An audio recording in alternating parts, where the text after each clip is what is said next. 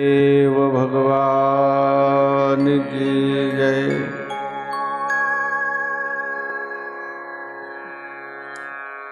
श्री गौरी शंकर भगवान की जय। नमः पार्वती पतये हर हर महादेव।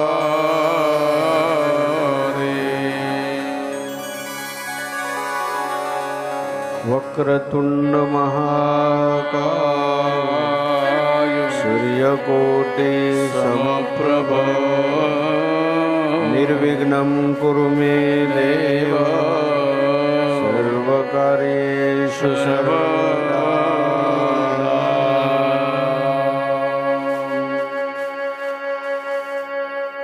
तेहि बन निकट दशानन गयऊँ तब मारीच कपट मुग भयहु।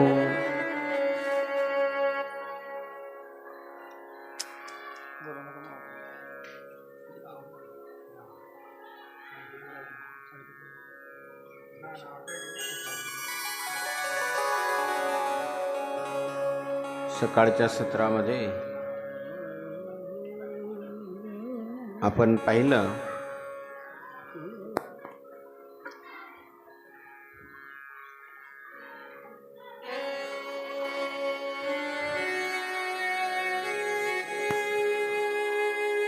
रावण मारीच्याकडे जातोय आणि मारीच्याला रावणाने आज्ञा दिली की तू कपटी मृग बन. मारीच्याने रावणाला समजवण्याचा प्रयत्न केला, परंतु रावण समजूनही द्यावेळेला मारीच्या ऐकत नाही. मारीच्याने सांगितलं की महाराज, ते जगत ईश्वर आहे, तुम्ही त्यांच्याशी विरोध करू नका.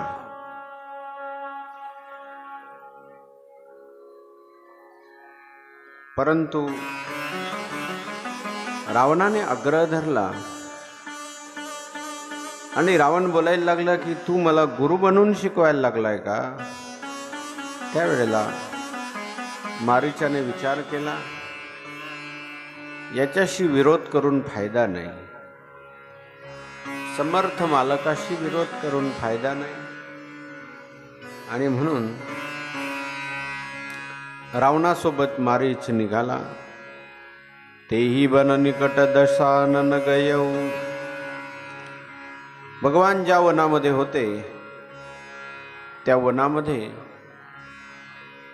रावण आलेला आहे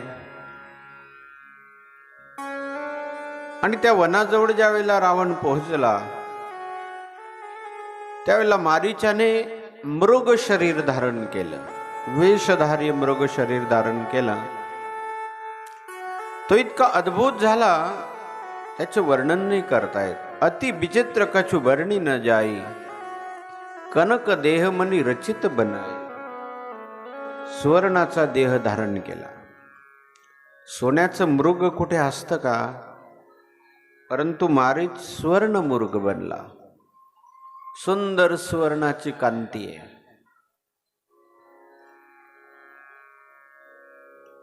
सुंदर सुवर्णाची कांती धारण केली आणि त्याच वेळेला माता जानकीने ते स्वर्ण मृग पाहिलं.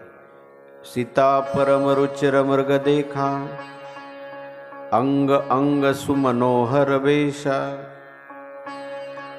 ज्याचं अंग प्रत्यंग सुंदर मनोहर आहे, रत्न कांती स्वर्ण कांती ज्याची आहे,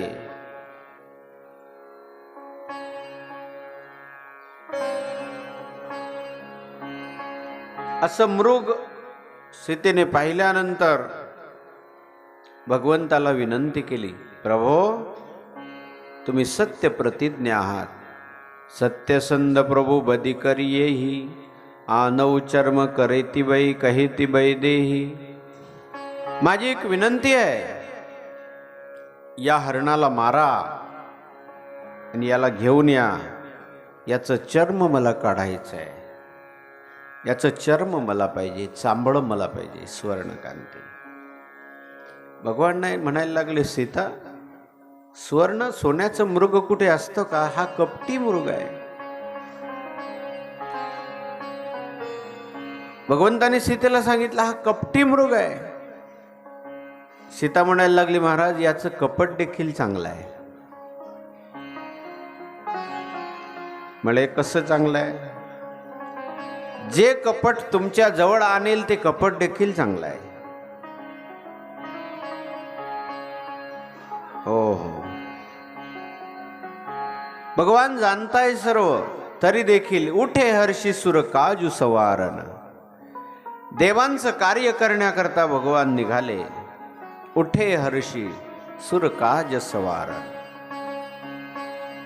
देवांचं कार्य करायचं आहे आणि देवांचं कार्य करायचं आहे म्हणून भगवान निघाले. मृग बिलोकी कटी परिकर बांधा. भगवंताने कमरेला शेला बांधला, धनुष्यबाण घेतलं, करतल चाप रुचिर सर सांदा आणि दिव्य बाण चढविला. आणि लक्ष्मणाला समजून सांगितलं, लक्ष्मणा या वनामध्ये अनेक राक्षस फिरतात, म्हणून तू आश्रम सोडून जायचं नाही, सीतेला सोडून कुठेच जायचं नाही, सीतेचं रक्षण करायचं. बुद्धी विवेक आणि बल याचा विचार करून रक्षण करायचं.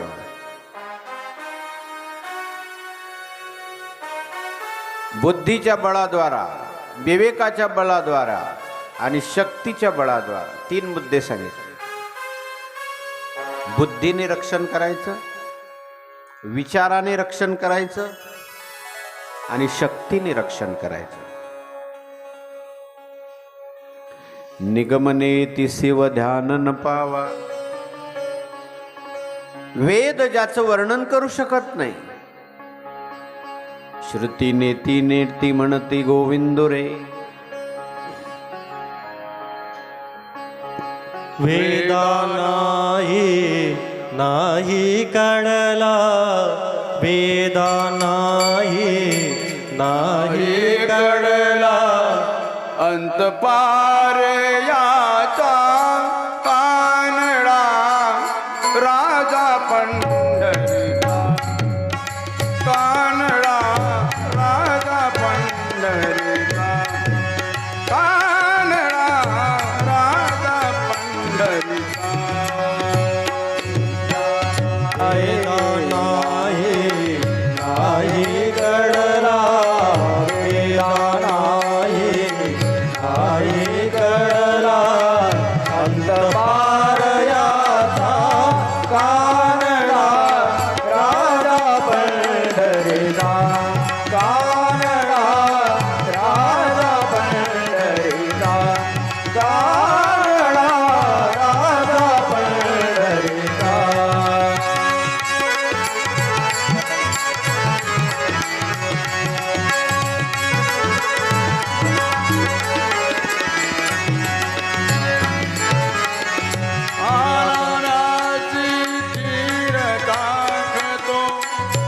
चोखोबाची गुर राखतो. आनंदाची गीर राखतो, चोखोबाची गुर राखतो. आनंदाची गीर राखतो, चोखोबाची गुर राखतो.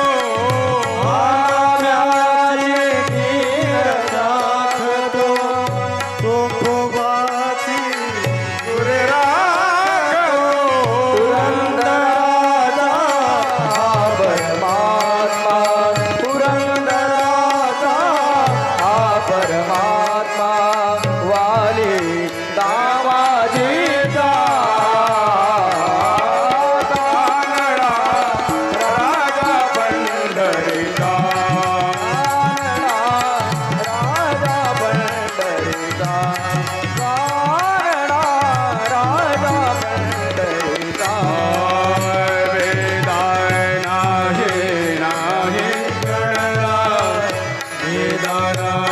नाही कळला अंत पार याचा पारा राधा पंढरीचा पारा राधा पंढरीचा राधा पंढरीचा राधा पंढरी राधा पंढरी. जो वेदांना कळत नाही तो आज मायावी मृगाच्या पाठीमागे लागलाय. माया मृग पाछे शोधावा कबहू निकटक पुनी दोरी पराई.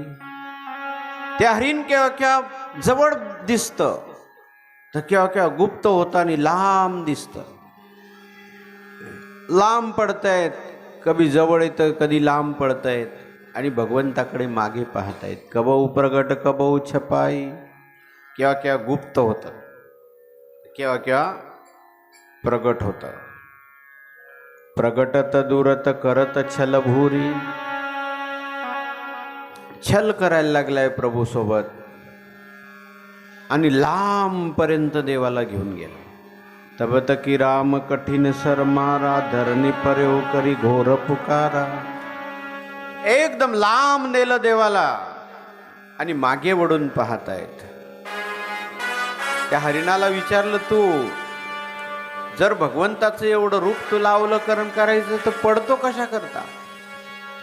हरिण म्हणायला लागलं, भाग्य मला पुढे पडवतायत आणि मागे का पाहतोय तर भाव मला मागे पाहण्याला विवेश करतोय. भाग्य पडवतायत आणि भाव मागे पाहतोय. भगवंताने एक दिव्य बाण सोडला तर मृग किंचाळत खाली पडला, पण खाली पडताना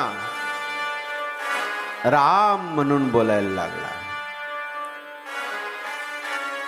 पहिल्यांदा लक्ष्मण म्हटलं आणि मनातल्या मनात राम म्हटलं. लक्ष्मण कर प्रथम इलय नामा.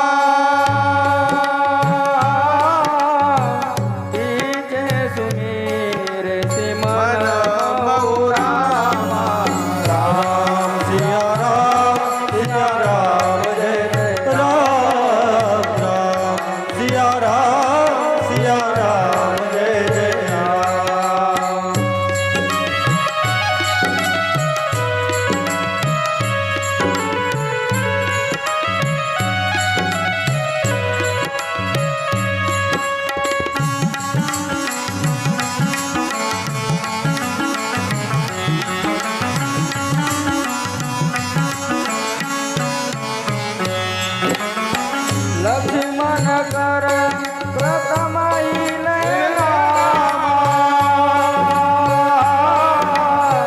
वाजे मेरे से मन बहुरा. राम सिया राम जय जय राम. राम सिया राम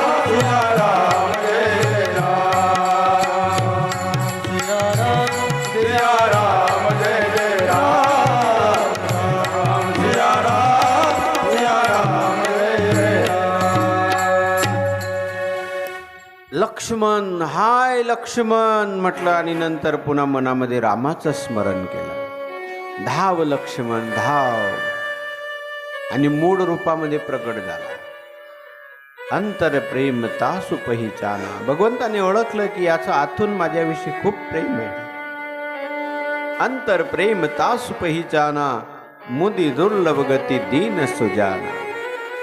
जी मुनींनाही दुर्लभ असते अशी मोक्ष स्थिती, परमोच्च स्थिती, सा काष्ट सा परागत. सायुज्य मोक्ष त्याला देऊन टाकला. विपल सुमन सुर वर्षही गावही प्रभु गुणगान. देवलोकांनी पुष्पवृष्टी केली. ओहो, दुर्लभ गती जी आहे ती गती भगवंताने त्याला मारीचाला देऊन टाकली.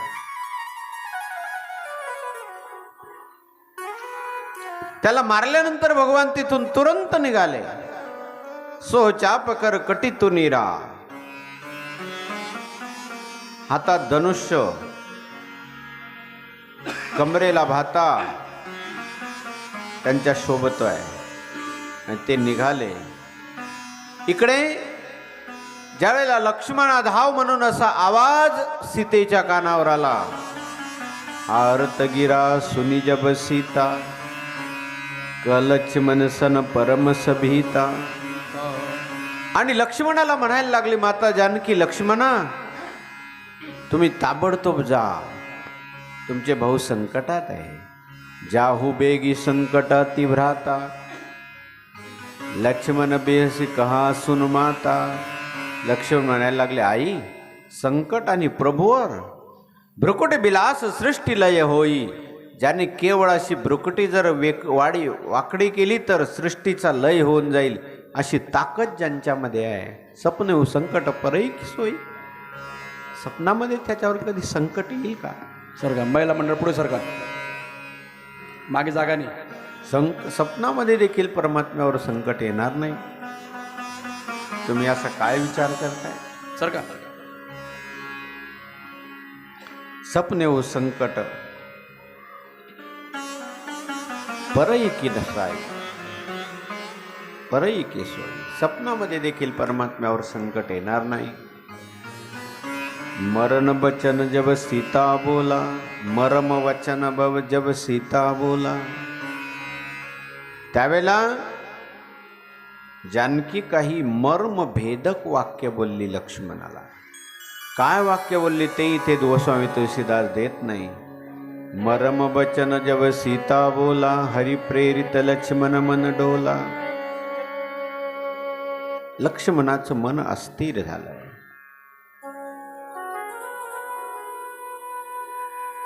आणि वन देवतेला प्रार्थना केली, हे वन देवता माझ्या आईचं रक्षण करा,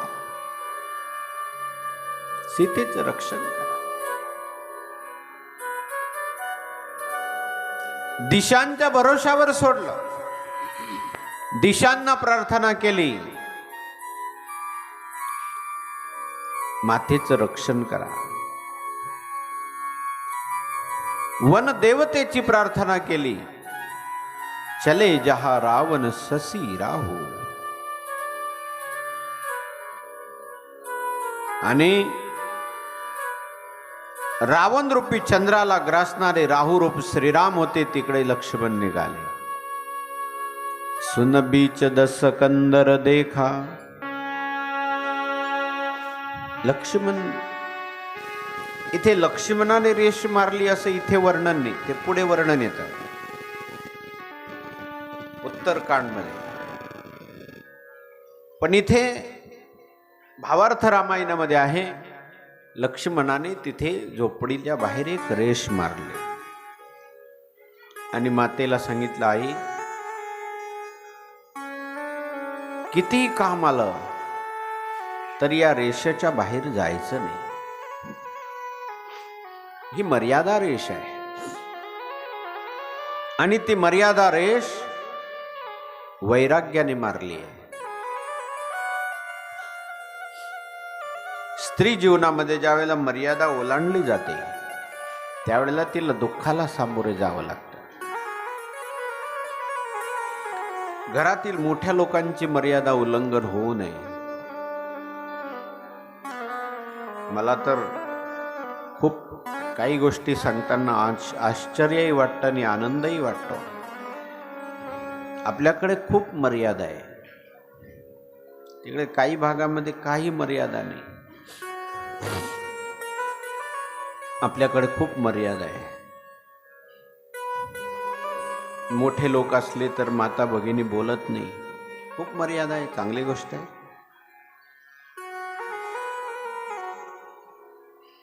पूर्वी बाया नवऱ्यासोबत देखील बोलत नव्हत्या. एक म्हातारी म्हटली, तुम्हाला काय माहिती आहे सांगू का, मी 3 लेकराची माय झाली तोपर्यंत बोलली नव्हती. म्हटलं लबाड बोलते, लबाड. 3 लेकराची माय झाली बोलली नाही म्हणे. अरे बापरे, असेल मी काय सांगता येतं. आता आमचे दादा जवळ नाही, त्यांना विचारलं असतं मी, नाही तर इकडे गेले वाटतं ते मागेच का. हा नाही, आम्ही बोलतच नव्हतो म्हणतात. एक मैत्रीण तिच्या मैत्रिणीला सांगते, तुला सांगू का, ते रात्री माझ्याशी बोलले. कश काय बोलले? बोळ होता म्हणे, या खोलीतून त्या खोलीत मी जायला लागली ना, अंधार, लाईट गेली ना आमची दोघांची टक्कर झाली. त्यांनी विचारलं कोण आहे, मी सांगितलं मी आहे. झाली एवढ्यातच खुश. त्यांनी विचारलं कोण आहे, मी सांगितलं मी आहे. मैत्रिणी गप्पा करतात. दोन मैत्रिणी अशा गप्पा करत होत्या. नवीन नवीन लग्न झालं दोघींचं, गप्पा करत होत्या. एक तिला म्हणायला लागली, अगं तुला माहिती का? नाही ना. म्हटले काय?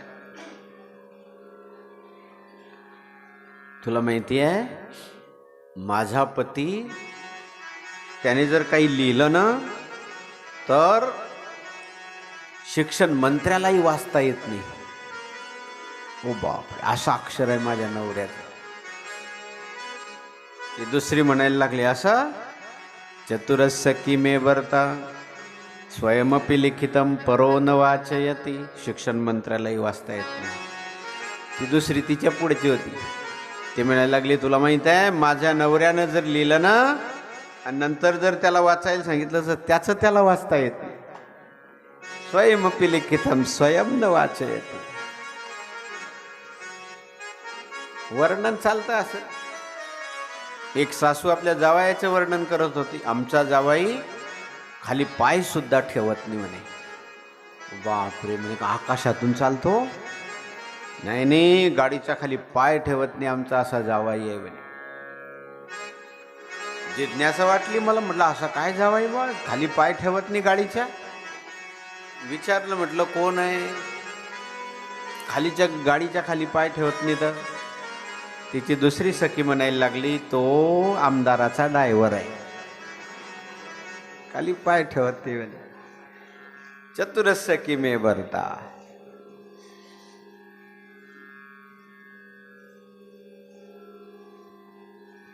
लक्ष्मण रेषा मारतायत. स्त्री जीवनामध्ये मर्यादा उल्लंघन होऊ नये. मी आमच्या लाडलीला पाहिलाय बा, त्या मुली असं कोणी जर असलं ना, जो मोठे माणसं बोलतच नाही. म्हटलं बेटा तुम्ही बोलतच नाही? आमना बोलतच नाही.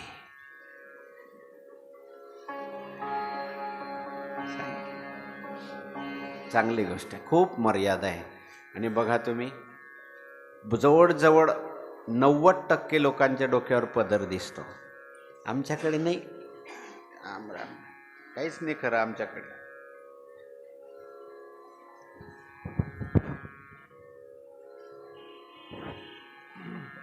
लग्न झालं तेव्हा असं राहतं.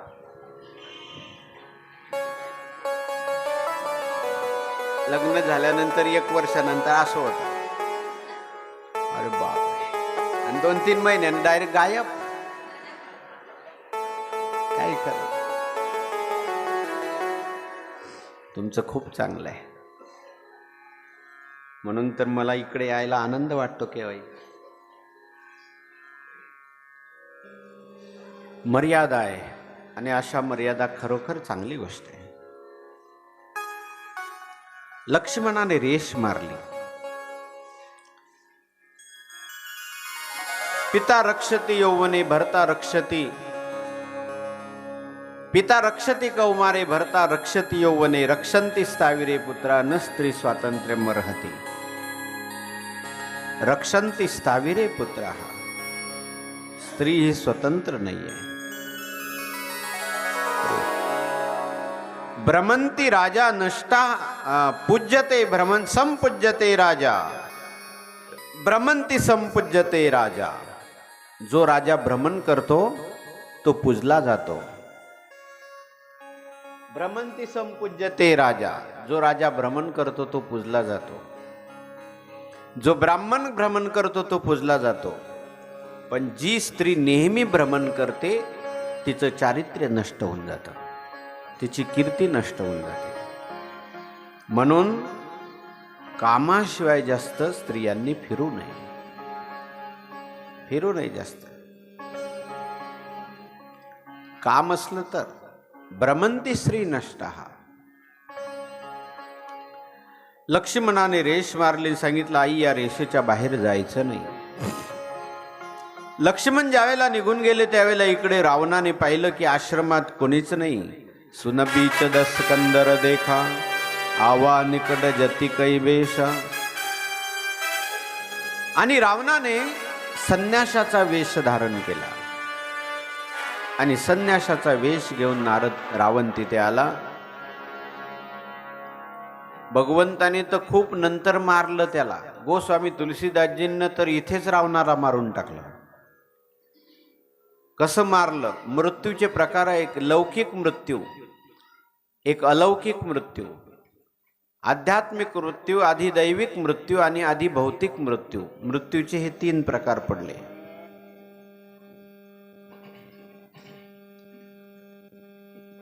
अधिदैविक मृत्यू, अधिभौतिक मृत्यू, वाघ सिंह याच्या द्वारा किंवा एखाद्याने एखाद्याचा खून केला, याला अधिभौतिक मृत्यू म्हणतात.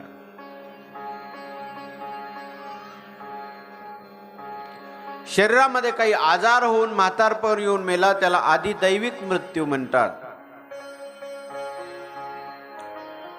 आणि काही आध्यात्मिक मृत्यू, एक आहे लौकिक मृत्यू.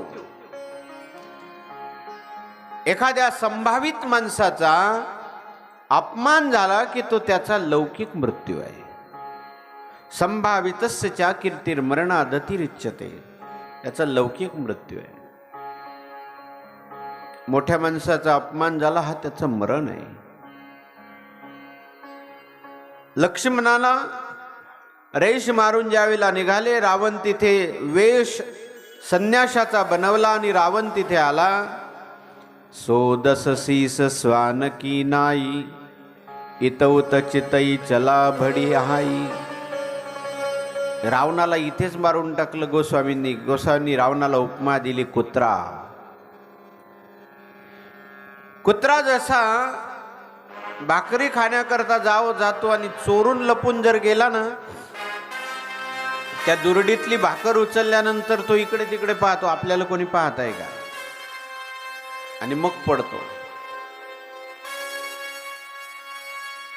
आणि बेईमानीची जर ती भाकर असेल ना तर तिथे खात नाही तो, 2-4 घराच्या पलीकडे जातो आणि मग खातो. कुत्र्यामध्ये 2 प्रकार, एक पालतू कुत्रा आणि एक फालतू कुत्रा. पालतू कुत्रा म्हणजे पाळलेला कुत्रा. भाकर टाकल्यानंतर तो पहिल्यांदा त्या भाकरला तोंड लावत नाही, मग त्या भाकरीकडे पाहतो. ज्याने टाकली त्या मालकाकडे पाहतो, शेपटी हलवतो, नंतर भाकर उचलतो. पाळलेला कुत्रा. परीक्षा घ्या बरं तुम्ही. ज्याने भाकरी टाकली त्याच्याकडे पाहिल, भाकरीकडे पाहिल, शेपटी हलवेल आणि मग भाकर तोंडात उचलून बाजूला जाऊन भाकर खातो. हा पाळलेला कुत्रा आहे. आणि एक फालतू कुत्रा, असे गल्लीवरचे चोरून येणारा, तो इकडे तिकडे पाहतो. रावण तसाच आहे. सो दस शीस स्वान की नाई, इतौत चितई चला बढियाई. रावण तिकडे तिकडे पाहायला लागला. बघा तुम्ही, चलत रावण डोलत अवनी. रावण ज्या वेळेला रस्त्याने चालत होता तर पृथ्वी डोलत होती, पृथ्वी कापत होती. तो रावण आज इथे कुत्र्याप्रमाणे आलेला आहे. सोदस शीस स्वान की नाई, इतौत चितई चला भडियाई. त्यावेळेला गोस्वामी तुलसीदासजींनी एक महत्वाचं सूत्र दिलंय. ईम कुपंत पग देत खगेसा, रहन तेज तन बुद्धी बललेसा. जो वाईट मार्गावर पाय ठेवतो त्याच्या 3 गोष्टी नष्ट होतात. लक्षात ठेवा.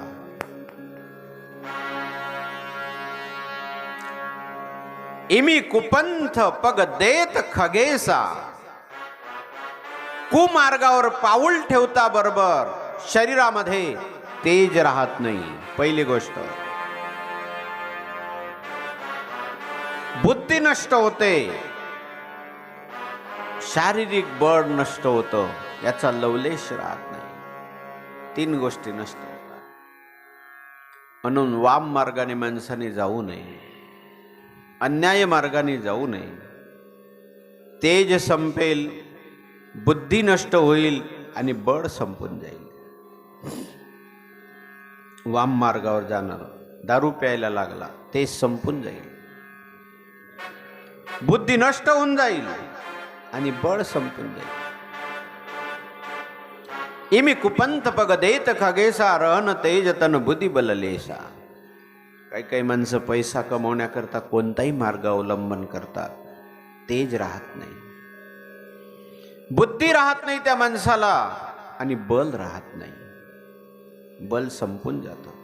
त्या बलामध्ये प्रकार आहे, नैतिकतेचं बल संपून जातं, बल संपून जातं. मग तो कोणीही असू द्या, पुरुष असू द्या का स्त्री असू द्या, नैतिकतेचं बल नष्ट होऊन जातं.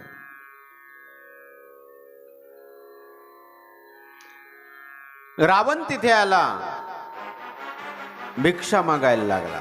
भिक्षां देही. सीता भिक्षा घेऊन आली आणि रेषेच्या आतमध्ये असताना रावणाला तिथे ओळखलं नाही, संन्यासी आहे. सीतेने विचार केला की साधू आपल्या दारामध्ये आलेला आहे, साधूला भिक्षा दिली पाहिजे. म्हणून काही फळं घेतले, कंदमूल घेतले आणि एका टोपलीमध्ये आणले आणि सीता माता द्यायला लागली. रावण म्हणायला लागला, बाहेर ये, त्या रेषे जे मारली ना त्याच्या बाहेर येऊन मला दे. कारण रावण ती रेष ज्यावेळेला पाहायला लागला तर रावणाला ती रेष नव्हती दिसत. रावणाला सप्त पाताळापर्यंत गेलेली ती दरी आणि त्याच्यामध्ये आग बाहेर येते असं वाटत होतं. पलीकडे आपण जाऊ कसं? ज्याच्या ताब्यात 9 ग्रह आहे, सोम मंगल बुध गुरु शुक्र शनी राहू आणि केतू, हे 9 ग्रह ज्याच्या ताब्यात आहे, तो रावण आज इथे घाबरतोय, त्याला आपला मृत्यू दिसतोय. का? वाम मार्गावर पाऊल ठेवलेलं आहे, मृत्यू दिसतोय त्याला. इम कुपंत पग देत खगेसा रहन तेज बतन बुद्धी बललेसा.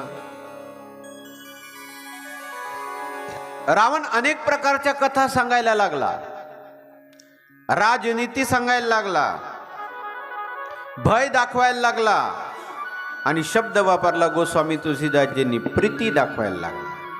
आणि प्रीती नाना विधी करी कथा सुनाई, नाना विधी कही कथा सुवाई, राजनीति भय प्रीति देखाई, राजनीति भय प्रीति दिखाई, राजनीति भय प्रीति देखाई, राजनीति भय प्रीति दिखाई, नाना विधि करी कथा सुआई, नाना विधि करी कथा सुआई, ओ नाना विधि गई कथा सुहाई, नाना विधि गई कथा सुहाई.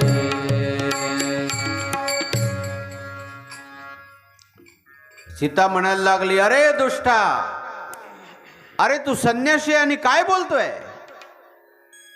त्यावेळेला रावण निज रूपामध्ये सीतेला बाहेर येऊ दिलं. अगोदर म्हणायला लागला, मी भिक्षा घ्यायची द्यायची असेल तर बाहेर येऊन दे.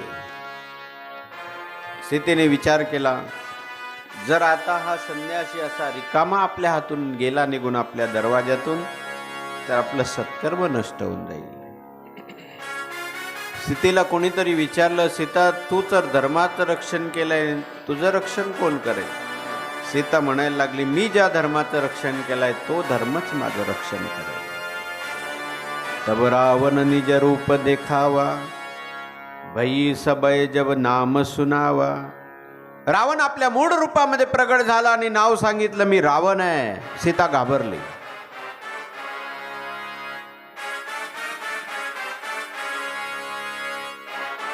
आणि सीता बोलायला लागली, ए दुष्टा थांब, प्रभू आता येतीलच, थांब जरा. सुनत बचन दस सीचरिसाना, मनमोह चरण बंदी सुखमाना. बघा काय सुंदरता आहे. पण रावणाने एक काम केलं. लोक म्हणतात की रावणाने आपल्या मनामध्ये सीतेचं चरण आपल्या हृदयात धारण केले. मन महू चरण बंदी सुख माना, आणि चरणाला वंदन करून सुख मानलं. ही माझी आई आहे, जगन्माता आहे.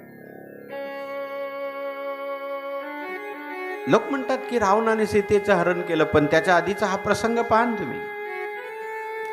मनमोह चरण बंदी सुख माना, ही जगन्माता आहे. पण मला माझ्या कुळाचा उद्धार करायचा आहे, माझा उद्धार करायचा आहे, त्याकरता मी ही कृती करतोय.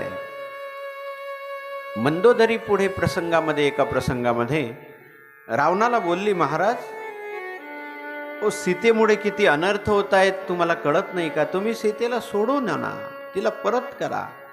त्यावेळेला रावण मंदोदरीला गुप्त गोष्ट सांगतो, दोघं पती पत्नी मधली गोष्ट. रावण म्हणायला लागला, मंदोदरी तुला मी वेळा वाटतो का? मी सीतेला का चोरून आणलं याचं कारण सांगू तुला? म्हणजे काय कारण आहे? पंचवटी रामा सन्मुख जाता, तैच पावतो सायुज्यता. पंचवटीला ज्यावेळेला मी रावाच्या समोर जर गेलो असतो तर तिथेच मला मुक्ती मिळाली असती. पण मंदोदरी तिथे गेल्यानंतर मी एकटा मुक्त झालो असतो.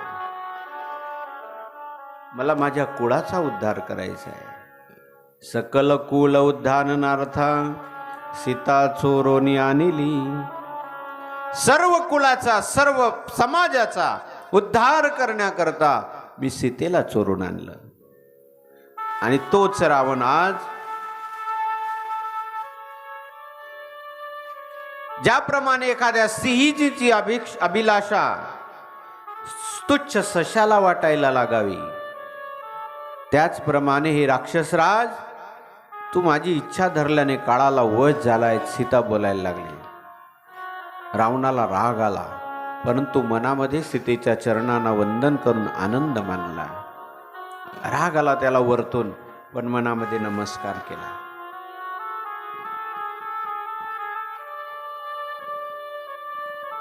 आणि क्रोधामध्ये येऊन सीतेला उचलला आणि रथामध्ये बसवला.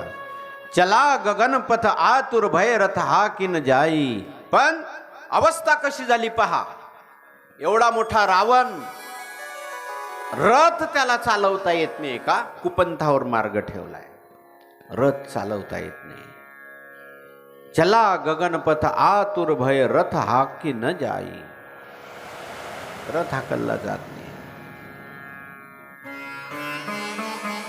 माता जानकी विलाप करायला लागली, हे प्रभो, हा जग एक वीर रघुराया,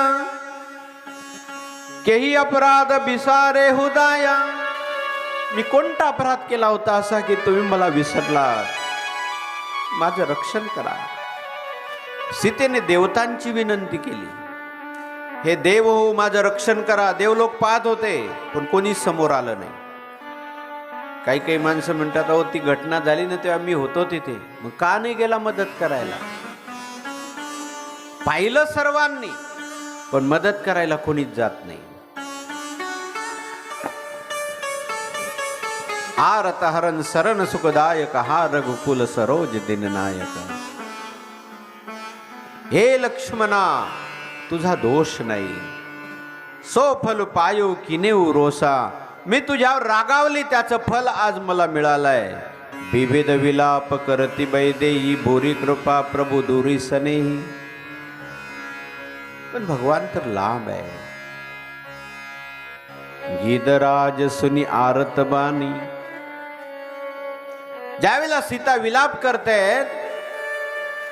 गीधराज जटायू, गृध्रराज जटायूने सीतेची आर्तवाणी ऐकली. रघुकुल तिलक नारी पहिचानी. हो हो, ही जानकी आहे, कारण अगोदर त्यांची भेट झालेली होती.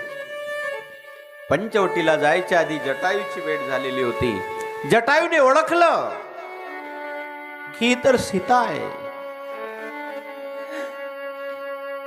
जटायू एकदर आवेशामध्ये आला आणि सीतेला बोलायला लागले, पुत्रे घाबरू नकोस, आत्ताच्या आत्ता मी रावणाचा नाश करेन.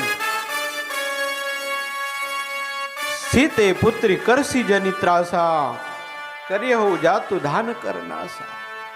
आत्ताच्या आत्ता मी रावणाचा त्रास करेन, नाश करेन.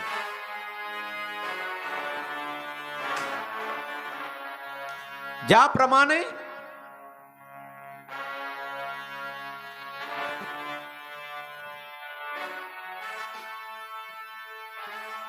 पक्षी गरुडराज जसा पर्वताचा नाश करण्याकरता धावतो, तसा जटायू रावणाचा नाश करण्याकरता धावला. छाया क्रोधवंत खग कैसे, छूटई पबी पर्वत कछु जैसे. एखादा पर्वत यावा, पर्वताप्रमाणे रावणावर तुटून पडला. रे रे दुष्ट ठाड किनी होई, निर्भय चलिस न जानही मोही. ए दुष्टा थांब, काय निर्भय होऊन जातोय? तुला अजून माहिती नाही की मी अजून इथे हजर आहे. देव लोकांनी पाहिलं, कुणी मदत करायला आलं नाही. कठीण प्रसंग ज्यावेळेला येतो ना, त्यावेळेला कोणीच नसतं.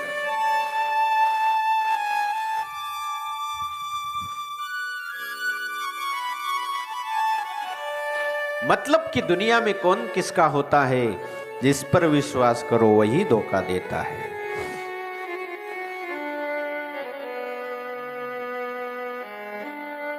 देव लोकांनी पाहिलं, ऋषींनी पाहिलं, पण कोणीच मदतीला धावलं नाही.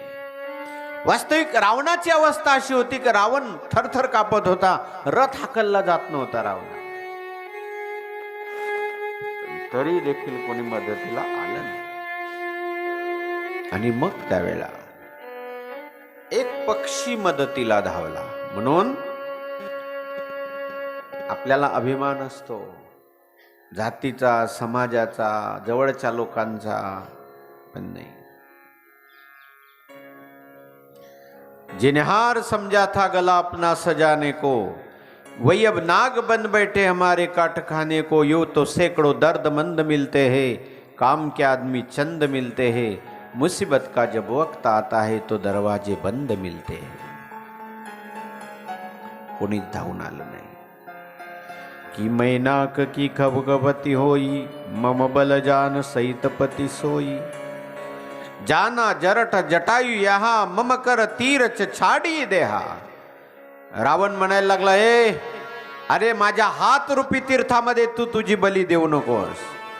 सुनत गीध कोधा तुर धावा, कंसु रावण मोर सिखावा. रावण ऐक, सीतेला सोडून दे.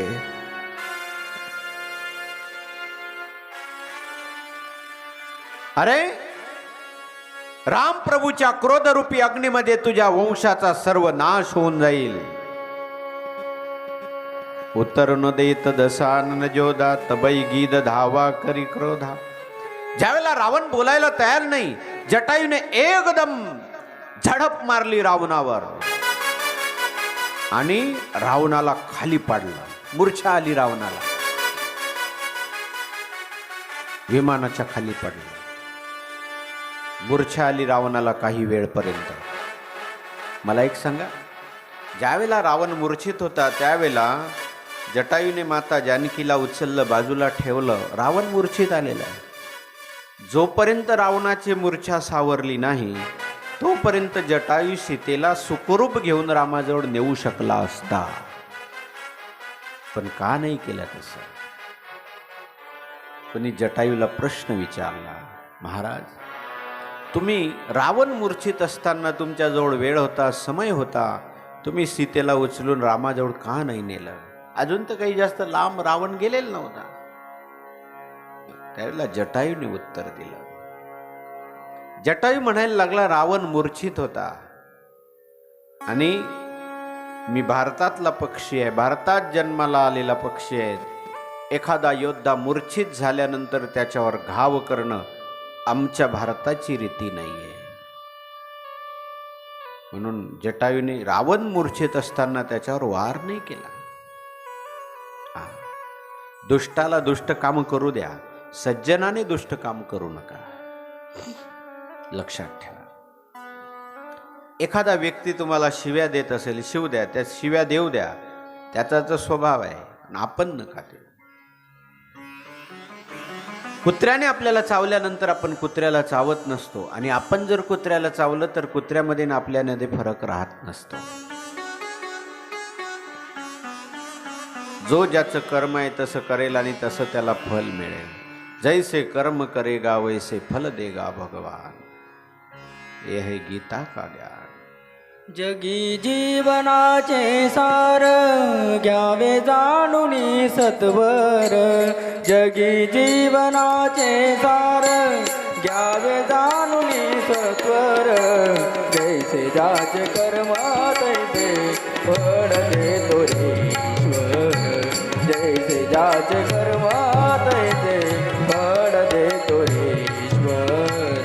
जगी जीवनाचे दावे जाणूनी सत्वर. जगी जीवनाचे दावे जाणूनी सत्वर. याचे कर्म फळ देतो ईश्वर. जैसे ज्याचे कर्म तैसे फळ देतो ईश्वर.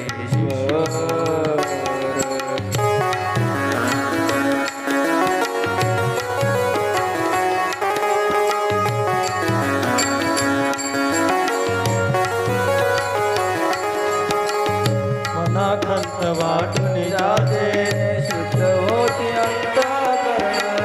मनाखंत वाटून जाते शुद्ध होई अंतःकरण.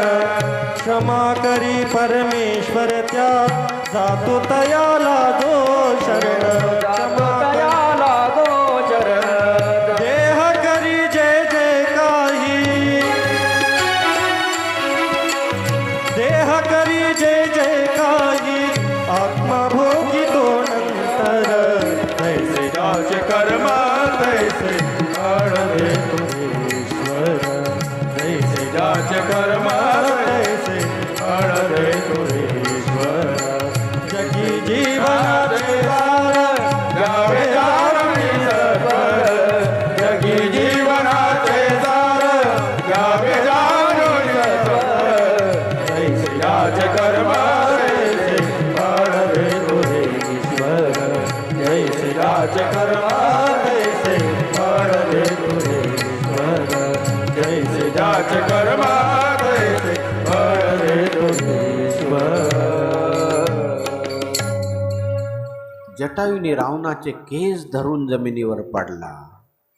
जो रावण रस्त्याने चालतो तर धरणी कापते. देवलोक ज्याच्या भीतीने दरी कपाटामध्ये लपतात, नवग्रह ज्याच्या पायऱ्या आहे, तो रावण आज जटायूने त्याचे केस धरून जमिनीवर पडला. चोचीने त्याला विदीर्ण केलं, त्याला मूर्छा आली. जमिनीवर पडलेला आहे रावण. पण जटायूने ज्यावेळेला रावणाला मूर्छा आली त्यावेळेला त्याच्यावर घाव केला नाही. आणि मग रावणाची ज्यावेळेला मूर्छा सावरली त्यावेळेला रावणाने खड्ग काढलं. काटेसी पंख पराख गधरणी सुमिरी राम करी अद्भुत करणी. जटायूचे दोन्ही पंख कापून टाकले. जटायू जमिनीवर पडला. पण जमिनीवर पडला तर जमिनीवर पडल्यानंतर सुमिरी राम करी अद्भुत करणी. हे राम, हे राम, हे राम नामस्मरण.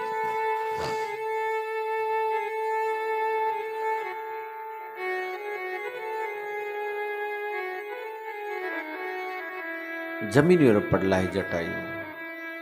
तोच रावणाने सीतेला उचललं, पुन्हा विमानात बसवलं आणि निघाला रावण.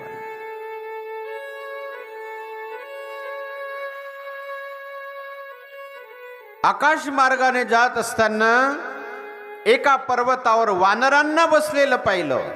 गिरी पर बैठे कपिन निहारी कई हरी नाम दीन पटदारी.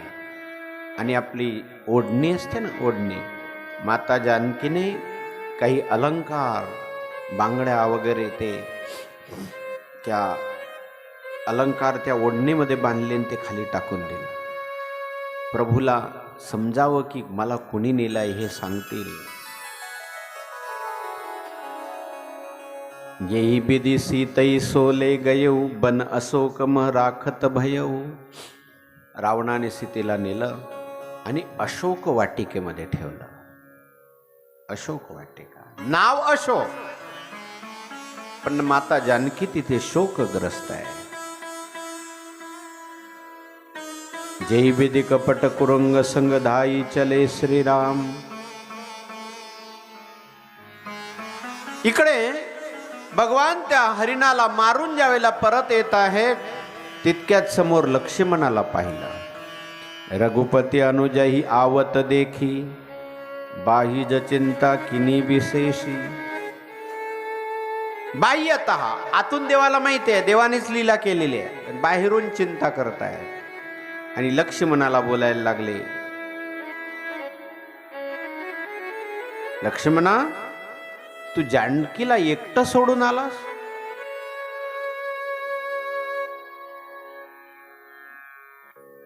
अरे एकटं का सोडलं.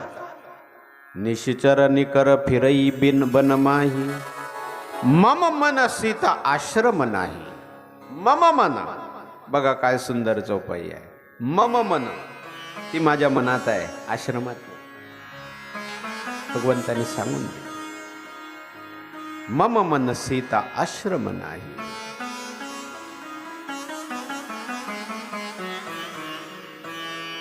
लक्ष्मणाने भगवंताच्या पायाला हात लावला.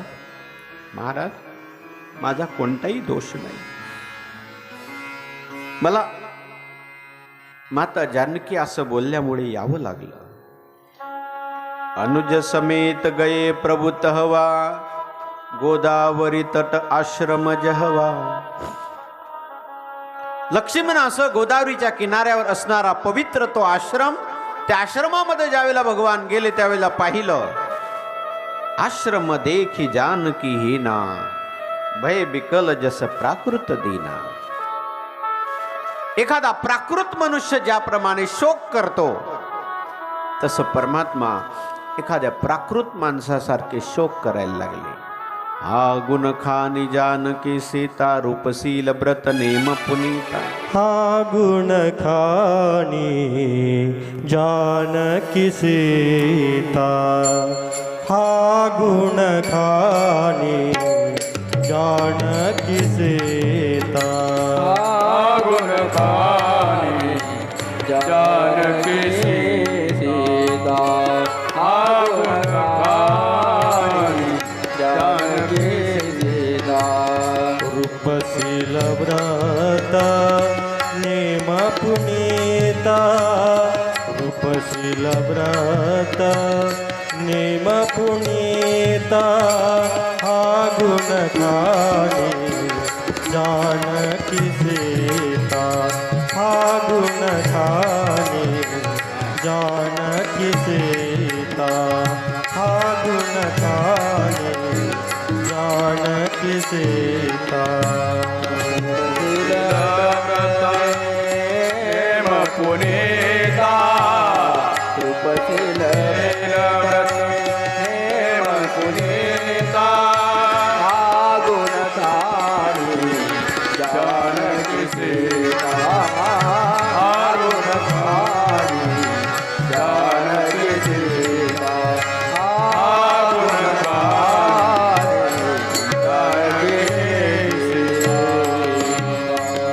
लक्ष्मण समझाई बहुभाती.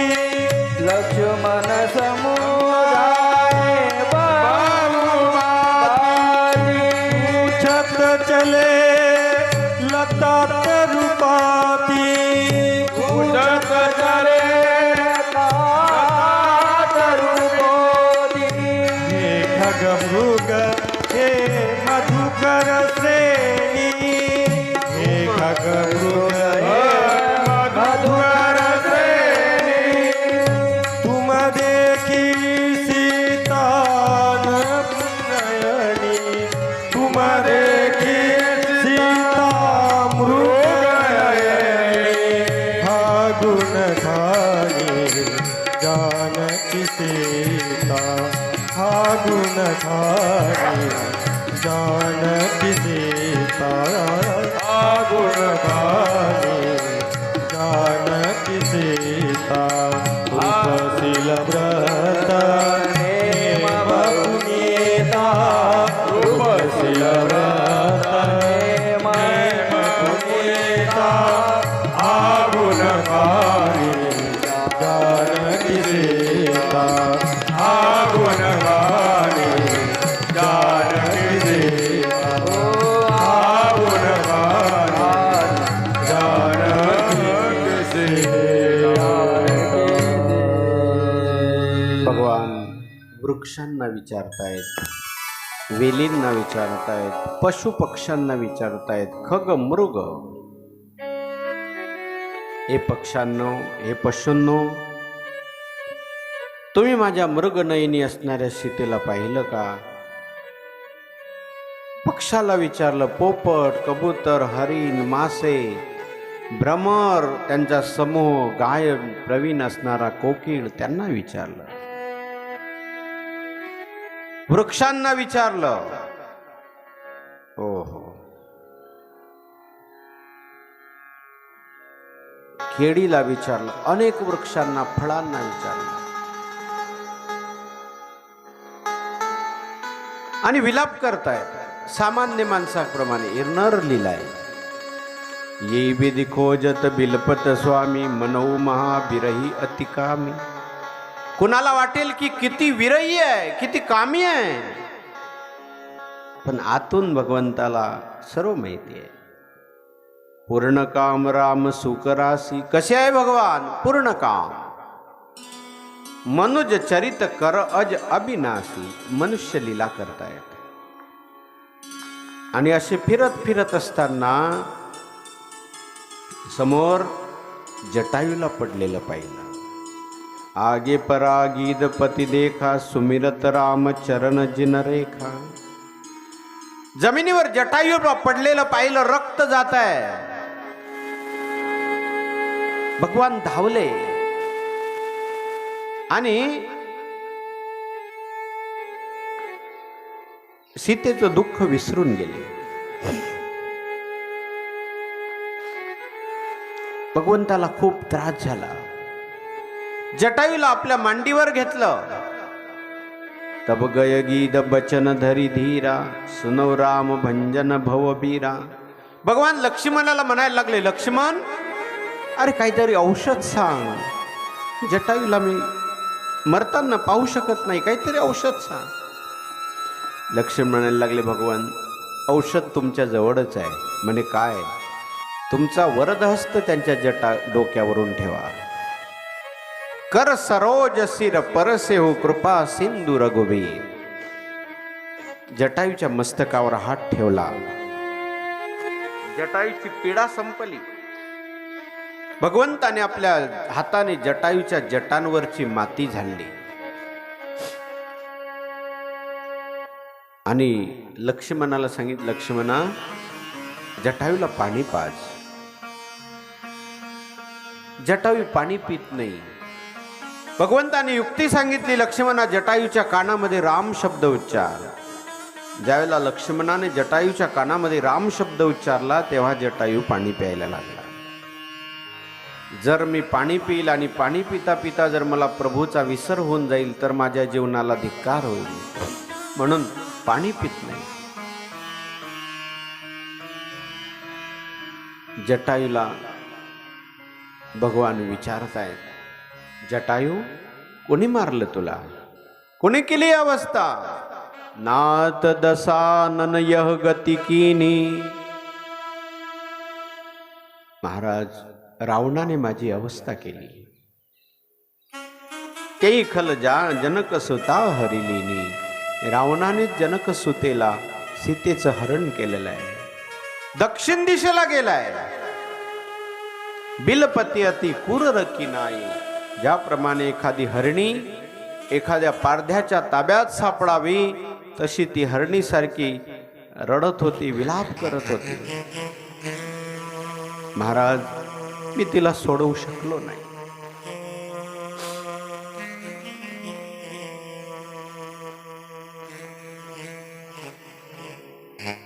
दरस लागी प्रभु राखेऊ प्राणा, चलन चहत अब कृपा निधान. तुमचं दर्शन होण्याकरता मी जिवंत राहिलो, मला आता जगायचं नाही. जर मी भक्तीला सोडवू शकलो नाही तर जगू कशा करता.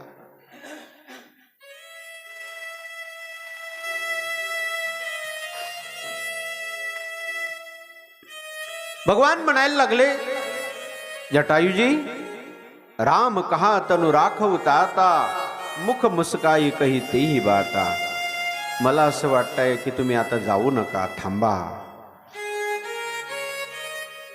भगवान ज्यावेळेला बोलतायत, जटायू म्हणायला लागला, महाराज, मरताना ज्याच्या मुखामध्ये राम नाम येतं, अधमो मुकुती होई श्रुती गावा. तो अधम जरी असला तरी तो मुक्त होतो. सोमम लोचन गोचर आगे, राखो देहनाथ केही खागे. आणि ते आज तुम्ही माझ्या डोळ्यासमोर आहे आणि मी माझा हा देह आता कशा करता ठेवू.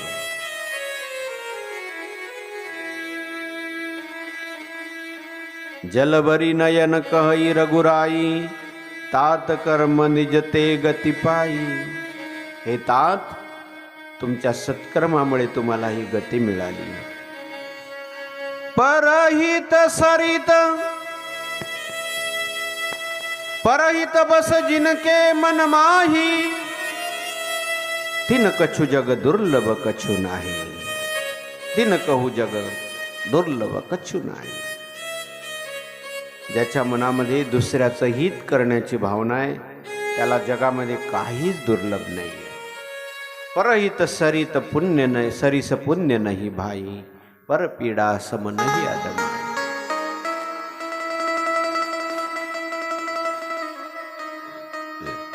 माझ्या स्वरूप स्थितीमध्ये तुम्हाला मी आता जागा देतो. पूर्ण काम तुम्ही आज, पण एक काम करा. वर गेल्यानंतर ही बातमी दशरथ महाराजांना सांगू नका. म्हणजे भगवान जटायूला जिथे आपले पिताश्री गेले तिथे पाठवतायत.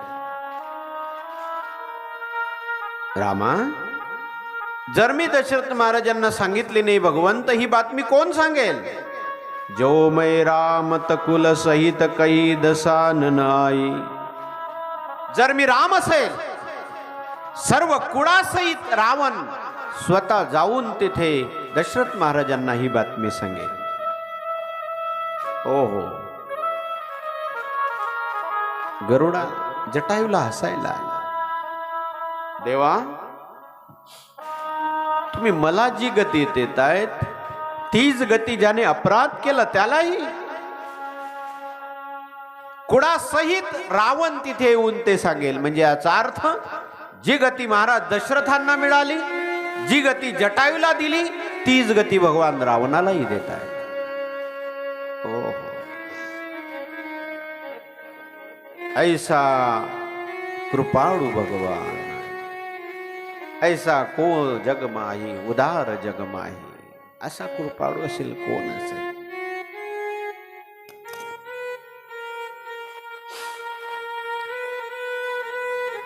जटायूने आपल्या शरीराचा त्याग केला.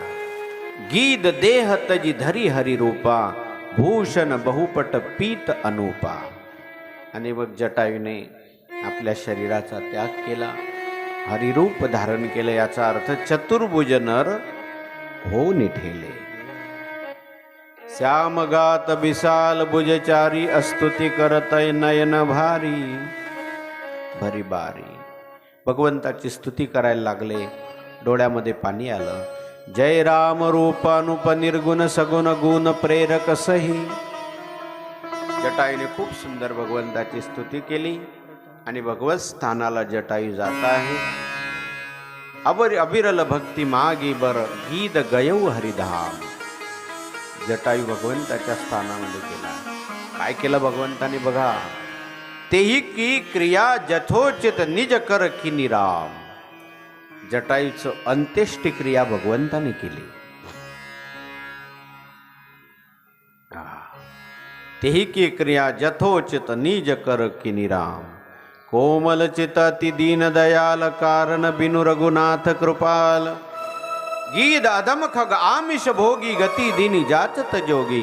जी योग्यांना गती मिळावली ती गती मिळावी ती गती जटायूला दिली. सन उमा ते लोग भागी हरित जी होई विषय अनुरागी. हे उमा, भगवान बोले बाबा पार्वतीला सांगायला लागले, हे उमा ते लोक खूप करंटे आहेत, अभागी आहे, जे भगवंताची भक्ती सोडून विषयामध्ये रत झालेले आहेत. सुन उमा ते लोग अभागी हरित जी होई विषय अनुरागी. जे भगवान रामप्रभूला सोडून इतर ठिकाणी जातात ते लोक अभागी आहे. जे विषयाच्या मागे लागतात ते अभागी आहे.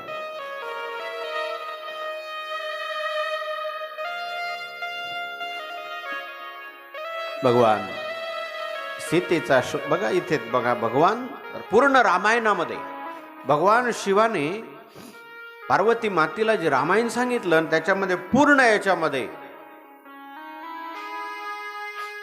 भगवंताचं स्मरण कधी सुटू नये असाच उपदेश केला. राम नामाचं स्मरण कधी सुटू नये.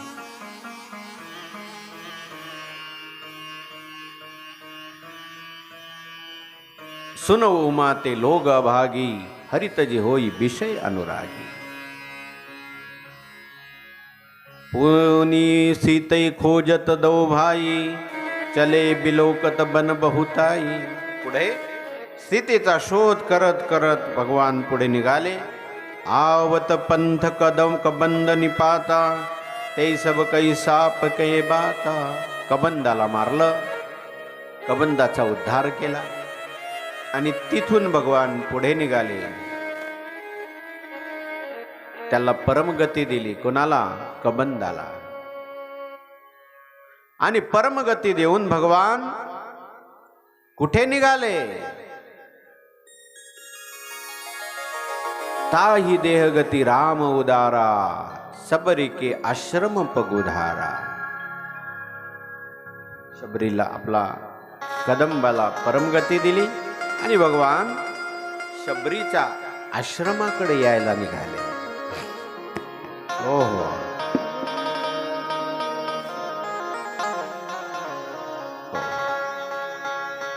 शबरी कोण आहे?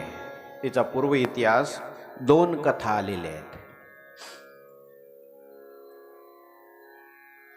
एक राणी, थोडा 10 मिनिटं उशीर झाला चालेल ना? कराव देऊ? राहू द्या. तुम्ही नाही म्हणता तर राहू द्या.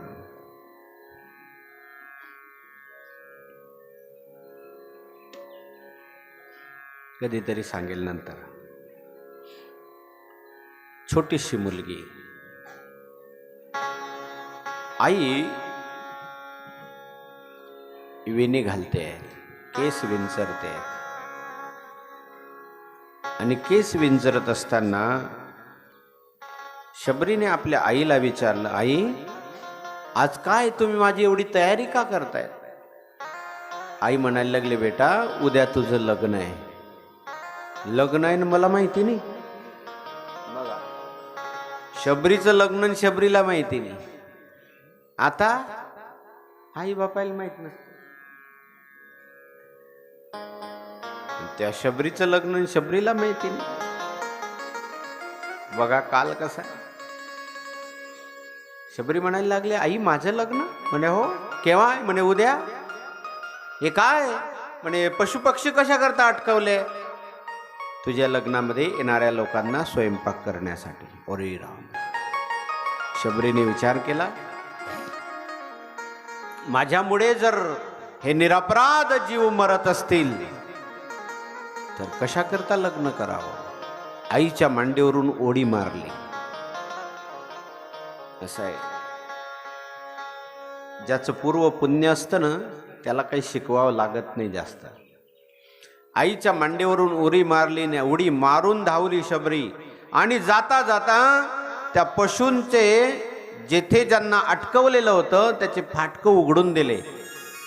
ते पशु पडता पडता शबरीला बोलायला लागले, बेटा आज तूने है मैं मुक्त किया है, कल भगवान तुझे मुक्त कर देंगे. कल भगवान तुझे मुक्त कर देंगे. निघाली शबरी. कुठे जायचं? छोटीशी मुलगी, तुम्ही आहे ना, तुमच्यापेक्षाही लहान असेल, छोटीशी मुलगी वनामध्ये निघाली. तुम्ही नका जाऊ बरं. छोटीशी मुलगी वनामध्ये निघाली. एक आश्रम दिसला. त्या आश्रमामध्ये दिवसभर झाडावर राहायचं आणि रात्री आश्रम झाडायचा. सकाळी ते मुनी उठायचे. कोण आश्रम झाडत असेल? सेवा दिसते परंतु सेवक दिसत नाही. रात्र रात्र ब्रह्मचारी जागायचे. कोण झाडत असेल आश्रम? कोण आमच्या समिधा आणून देत असेल?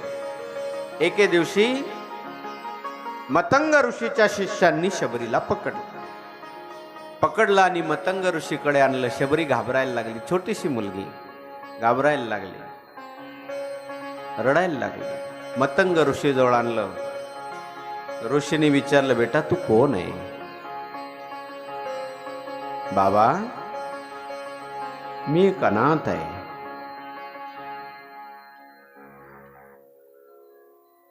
मी अनाथ आहे. बेटा जगात ज्याचं कोणी नसतं ना त्याचा देव असतो. तू उद्यापासून आमच्या आश्रमामध्ये थांब आणि तुला सेवा करायची गरज नाही. तू फक्त भजन कर. मतंग ऋषीचा लोकांनी विरोध केला. महाराज ही अंतेज आहे. अधम ते अधम अधम अति नारी, तिनव महमय मंदमती अघारी. ही अधम आहे आणि स्त्री आहे, हिला आश्रमात का जागा देतात? मतंग ऋषीने जागा दिली. मतंग ऋषीने शबरीला सांगितलं, बेटा माझं नाव मतंग आहे आणि मतंग म्हणतात हत्तीला. हत्ती असा एक प्राणी आहे, सर्वात जास्त हात जर कोणापुढे जोडत असतील तर हत्ती पुढे, आणि सर्वात जास्त कुत्रे जर कोणाला भुकत असतील तर हत्तीलाच. पण भुकणाऱ्या कुत्र्यांकडे हत्ती कधी पाहत नाही ना हात जोडणाऱ्यांकडे देखील कधी पाहत नाही. तसं साधूचं जीवन मस्त जीवन. हम तो अपने मस्ती में गाए जा रहे हैं. मतंग ऋषी शबरीला ठेवून घेतलं. एक दिवस असा आला, मतंग ऋषी जाण्याची वेळ आली. सर्व ब्रह्मचारी जमा झालेले आहे. शबरीला माहित नाही, लहानशी मुलगी गेली तिथे. विचारलं, बाबा म्हणत होती, बाबा कुठे जात आहेत तुम्ही?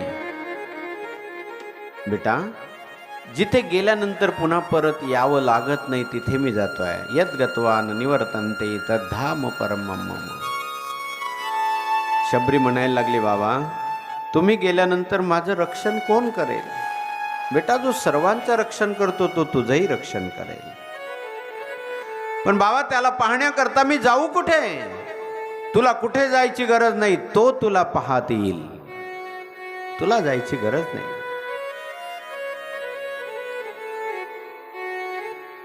एक दिवस भगवान तुला पाहत पाहत येतील. पण शबरी हे विचार न विसरलं कधी येतील म्हणून. आणि तितक्यात मतंग ऋषीचं देहावसान होऊन गेलं. पण शबरीचा गुरुवचनावर विश्वास.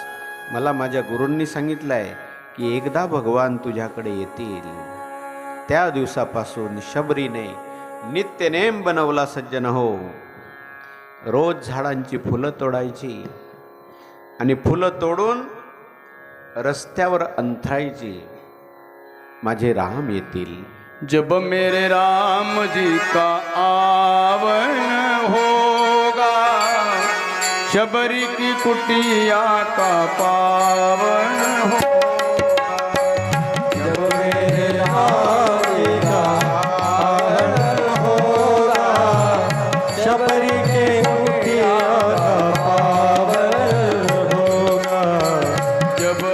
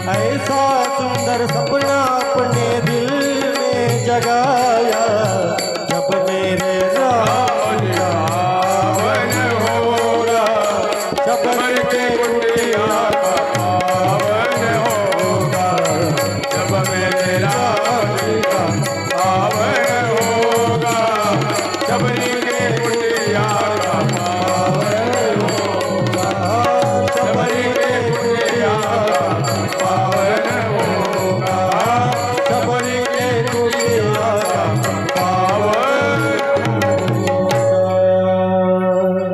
मनोरथ करते शबरी आणि रोजचा असा नियम बनला. फुलं आणायचे, त्याचे हार बनवायचे, काही फुलं रस्त्यावर टाकायचे आणि रस्त्यावर एक शय्या तयार करायची. लोक तिला बावळट समजायला लागले. नाहीतरी परमार्थ करणाऱ्यांना लोक वेड्यातच काढतात. लोक तिला वेडं समजायला लागले. रोज रस्त्यावर फुलं टाकायची. आज माझे राम येतील, आज माझे राम येतील. रामा रघुनंदना रामा रघुनंदना आश्रमातया कधी रे येशील आश्रमातया कधी रे येशील रामा रघुनंदना रामा रघुनंदना रामा रघुनंदना आश्रमातया कबीरे आश्रमातया कबीरे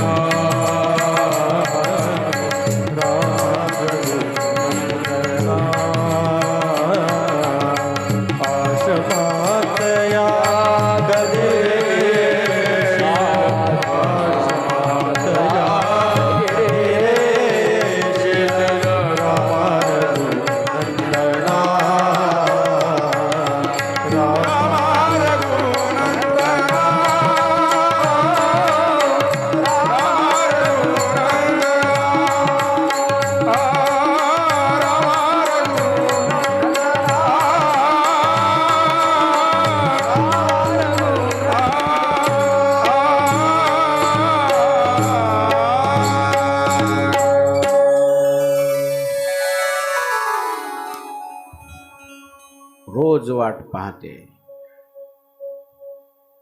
आणि रोज तोच क्रम, पण कंटाळा नाही, प्रतीक्षा. तारुण्यामध्ये आलेली शबरी म्हातारपण आलं. कब दर्शन देंगे, कब दर्शन देंगे राम परम हितकारी, रास्ता देखत शबरी की उम्र गई सारी, रास्ता देखत शबरी की उम्र गई सारी. कब दर्शन देंगे, ओ कब दर्शन देंगे राम परम हितकारी, कब दर्शन देंगे राम परम हितकारी, रास्ता देखत शबरी की उम्र गई सारी, रास्ता देखत शबरी की उम्र गई सारी.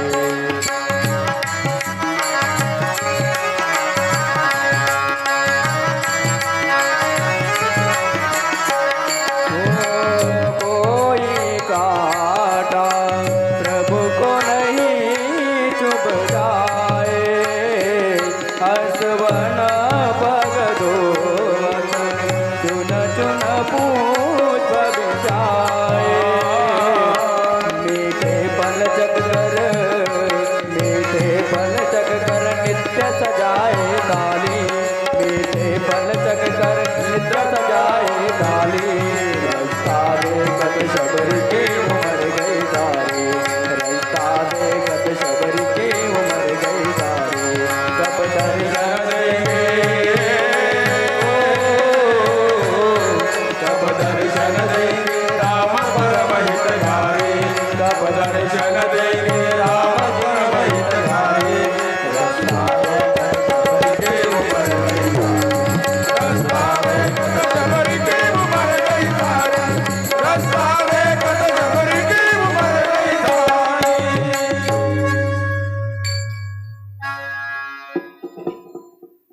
ओह,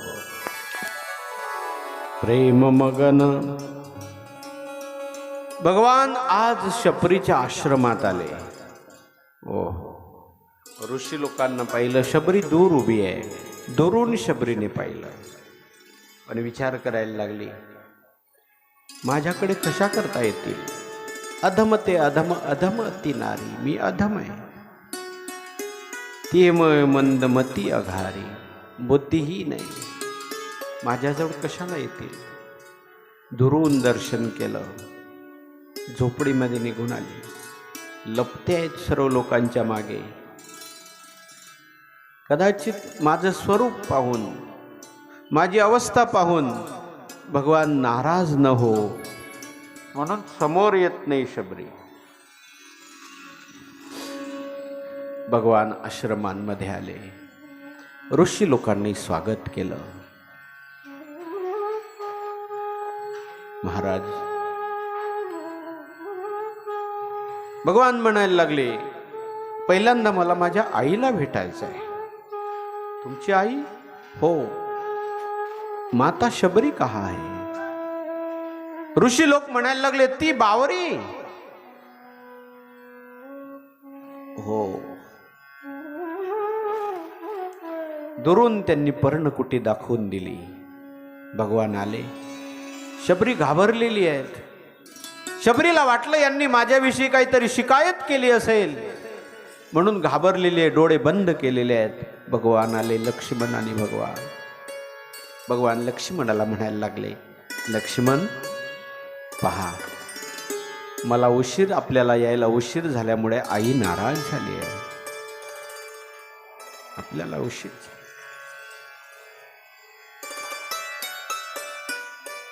प्रेम मग्न झाली शबरी. भगवंताने आवाज दिला. डोळे उघडले भगवंताबद्दल. अधम ते अधम, अधम अति नारी, तीन महुमयी मंदी मंद अघारी, कर गुपती सुनु भामिनी बाता, मानव एक भगती करनाता. भगवान म्हणायला लागले, हे माता, मी फक्त एक भक्तीचं नातं जाणतो, बाकी मी दुसरं काही जाणत नाही. जाती पाती कुल धर्म बढाई, बल परिजन गुण चतुराई, जात पात कुल मोठेपणा धन बल कुटुंब गुण आणि चातुर्य हे सर्व असून जर भक्ती नसेल तर ते काही कामचं नाही. भक्तिहीन नर सोहई कैसा बिन जन बालिद देखिय जैसा. पावसा वाचून ढग जसा असतो ना तसं भक्ती वाचून मनुष्य आहे. म्हणून भगवान शबरीला 9 प्रकारची भक्ती सांगतायत आणि त्या 9 प्रकारच्या भक्तीमध्ये पहिली भक्ती सांगितली प्रथम भगती संतन कर संगा.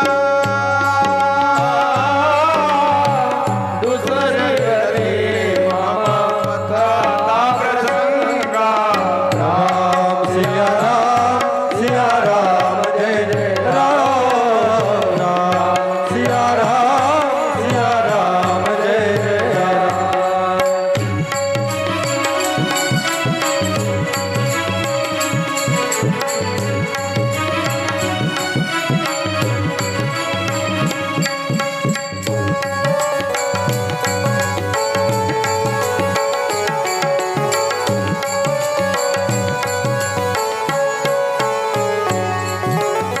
प्रथम भगती संतई कर संगा.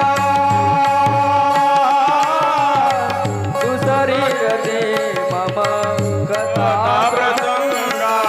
राम सिया राम जय जय राम. राम सिया राम जय जय राम.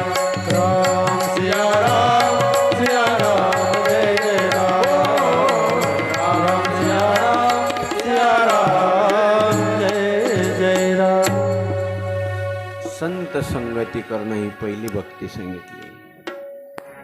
माझ्या कथेविषयी प्रेम असणं ही दुसरी भक्ती सांगितली.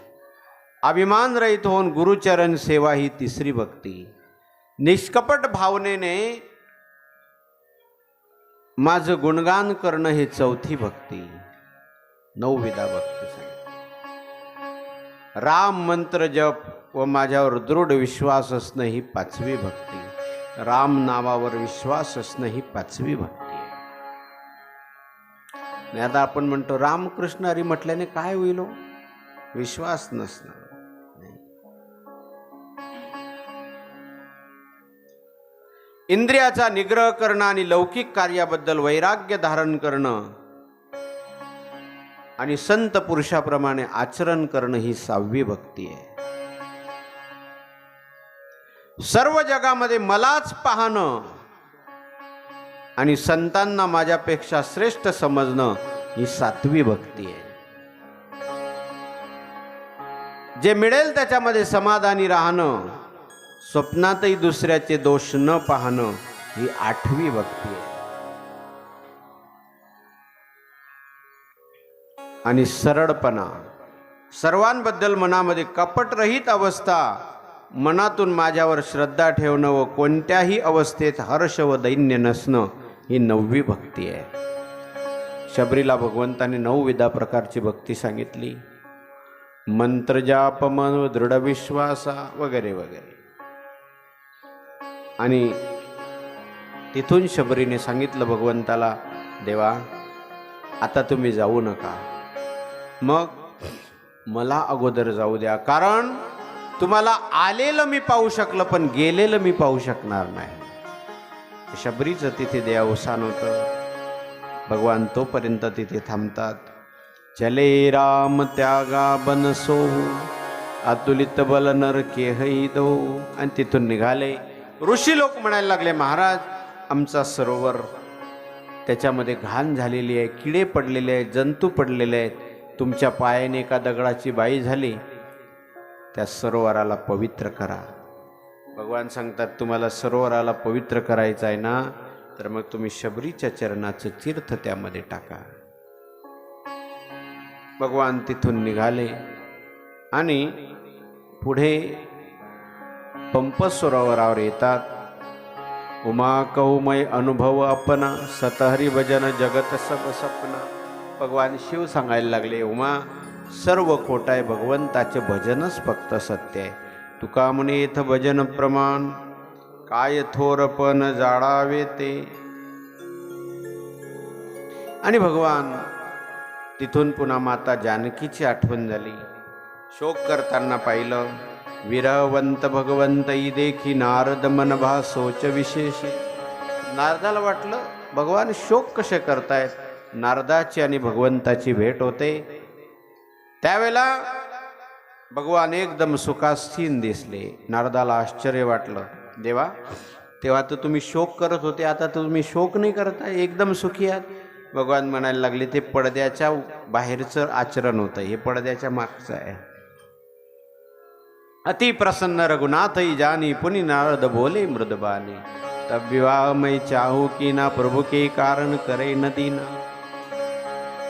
देवा मी ज्यावेळेला लग्न करण्याची इच्छा केली होती त्यावेळेला तुम्ही मला लग्न का करू दिलं नाही, वगैरे वगैरे प्रश्न विचारला. नारदाचा आणि भगवंताचा संवाद आहे. इथेच अरण्यकांड संपतं आणि किष्किंधा कांडाला प्रारंभ होतो. उद्या आपल्या कथेचा शेवटचा दिवस आहे ना, उद्या आपल्या कथेचा 7वा दिवस आहे. दुपारून दिंडी आहे का? हो दादा, आपलं उद्याच्या दिवशी आपलं सकाळचं सत्र होईल आणि सकाळच्या सत्रामध्ये आपल्याला किष्किंधा कांड बघायचं आहे, सुंदरकांड बघायचं आहे, लंका कांड बघायचं आहे आणि उत्तरकांड बघायचं आहे. सर्वच उद्या संपवायचं आहे.